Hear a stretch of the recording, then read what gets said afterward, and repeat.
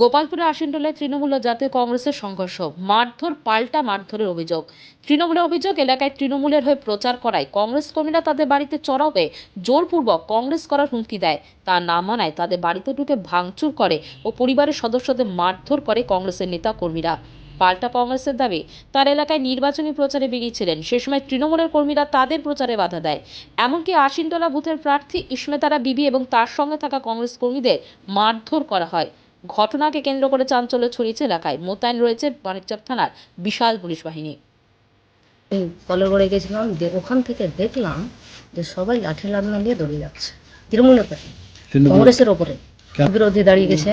আমার স্বামীও আছে তৃণমূলের পার্টি। কারা ছিল তৃণমূলের? একটা সারভাত ছিল, ওর ফ্যামিলি ছিল, বাদশুর ফ্যামিলি, একটা ছিল জয়নালের ফ্যামিলি। ওদের বিরোধীতে দাঁড়িয়ে গেছে, কংগ্রেস দাঁড়িয়ে গেছে, তার জন্য এক করতে দেবে না। এক কথাই কংগ্রেস এখানে করতেই দেবে না, ওরাই করবে। ঘরের মধ্যেই আছি, এখন যে কোনো টাইমে আমাদের আক্রমণ করতে পারে। যে ওরা ছিল ওখানে আর আমি ওখানে চান করছিলাম, তো ফার্স্ট রাউন্ডে এসে আমাকে ওখানে ধরেছে, সালা কেন টিএমসি করবি তুই? হ্যাঁ, তোকে টিএমসি পারমিশন কে দিয়েছে? এবার কেউ বলছে না চল ওদের ঘর বাড়ি ভেঙে দে, একে আর কি মারবি, চল ওখানে দিয়ে এসে আমাদের ঘর বাড়ি ভেঙে, আর আমার ভাইরা কেউ ছিল না বাড়িতে, বাড়ির বউটো সব ঘরের ভিতরে ঢুকেছে, আমার ঘরে ঢুকে সবজি ছিটে ফেলে দিয়েছে। সালা টিএমসি করলে সালা জান মেরে দেবো, তাহলে এই করবো হ্যান করবো, মানে অনেক রকম কৈফত দিয়ে টালি টুলি সব ভেঙে, চেয়ার ফের ঘরের ভিতর থেকে বের করে ভেঙে টেঙে চলে গেছে। ওদেরকে আমি 5 হাত ধরে বলছি, না ভাই এইগুলো কেন করছিস? বলছে টিএমসি করলেই সালা জান মেরে দেবো তোদের। জেউল কংগ্রেসের এটা আমি নিজে বুঝতে পারছি না স্যার, যে কেন ওরা করছে। ওরা বলতে চাইছে যে তোরা কংগ্রেস কর, টিএমসি তোরাকে করতে দিব না। স্যার ভয়ের মধ্যে, মানে আমি তো তখন তো ওখানে ফিট লেগে গেছিলাম, যেভাবে আমাকে মানে চেপে ধরেছিল, যে এখন যাব পুলিশের কাজ। না, আমি তো ছিলাম না। আমি শুনলাম যে আমাদের আজকে এখানে আশিনটোলা বুথে আমাদের এমএলএ ম্যাডামের আজকে একটা সভা রয়েছে।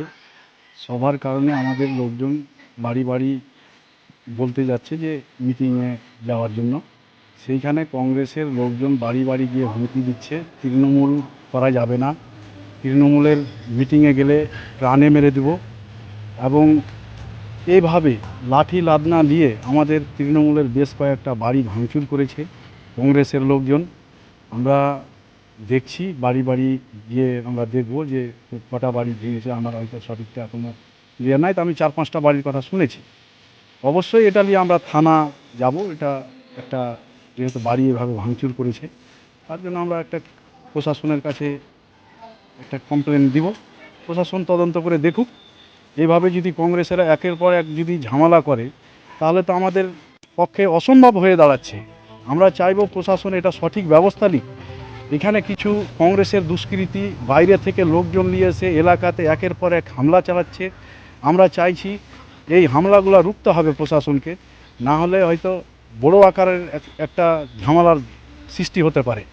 আমরা প্রশাসনের কাছে অনুরোধ করব, আমাদের একের পর এক যদি এইভাবে আমাদের সভা যদি করতে না দেয় কংগ্রেসের লোকজন, তাহলে তো আমাদের মুশকিল হচ্ছে। এটা কংগ্রেসের পায়ের তলায় মাটি নাই, কংগ্রেসের লোকজন নাই বলেই একমাত্র এইসব পেস্তুল বম নিয়ে এলাকা উত্তপ্ত করার চেষ্টা করছে কংগ্রেসের বেশ কিছু লোকজন। তাতে আমরা বলেছি, প্রশাসনকে জানিয়েছি, প্রশাসন সঠিক ব্যবস্থাটা নিক। আমি এটাই প্রশাসনের কাছে অনুরোধ রাখব। নেতৃত্ব দিচ্ছে যারা কংগ্রেসের এখানে লিডারশিপ যারা চালাচ্ছে, তারাই করছে।